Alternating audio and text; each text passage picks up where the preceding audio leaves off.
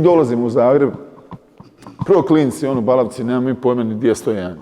Nisi imao tad Google Maps ili navigaciju, jedva mi to našli. Supijani, dolazimo tamo, normalno.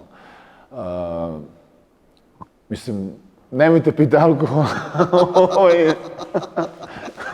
osim za cirkulaciju. I sad upadamo unutra i ja uživo vidim stoku, nereda, El Bahatija, Targeta, Vua, znači ljude koji su u to vrijeme meni bili maltene bogovi. Znaš, jebote, nemaš vjerovati. Mi pogubljeni u vremenu i prostoru, nešto se mi s njima upoznajemo, oni u nas gledaju, znaš, oni su tad već imali stanje. Da. Njuške jebi ga, mi došli balavci, kužiš i neko repa u toj gluhoj sobi radijskog studija. Ja čujem prvi put demo verziju, minimalni rizik, care, samo pare, Edo Majka.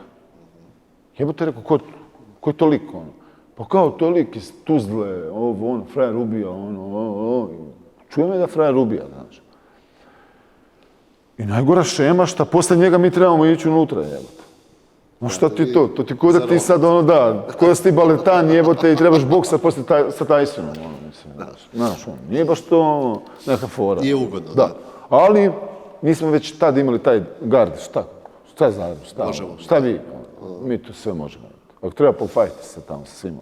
Mi smo došli, pa kak bude, jebote.